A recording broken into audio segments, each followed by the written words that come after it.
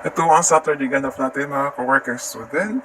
Pupunta tayo ngayon doon sa dati kong inistihan kung saan doon sa kapatid ko. Pero andito tayo ngayon sa dorm kung saan malapit yung trabaho natin. Kasi ang hirap kasi pag mag-commute ka pa uwi doon sa kanila, 11 p.m. to 12 p.m. ka pa makaka-uwi. Hindi ka ba naman mahihirapan yan mag-commute, wala ka ng masasakyan? Oo. At yun ang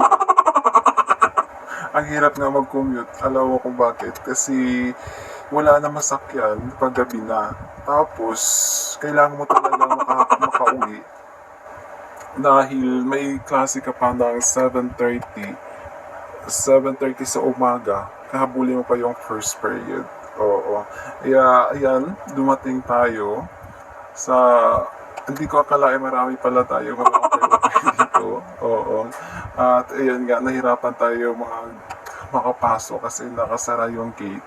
At tinawag pa nga yung pamangkin ko, anak ng kapatid ko, kasi hindi niya mabuksan. So tinawagan niya yung isa ko pang kapatid para mabuksan niya yung gate kasi hindi siya papalabasin kasi napakaano talaga niya, napakalikot na bata din. Kaya hindi siya pinapalabas. Oo. Ayan nga, sakto may tumawag.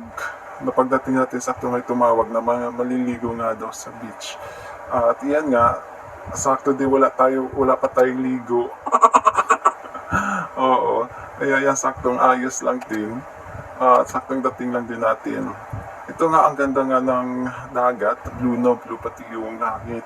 Parang sakto talaga na. Pero ang problema doon, ang init pala talaga kasi tirik na tirik ng araw. Oo, maraming salamat. Hanggang dito na lang.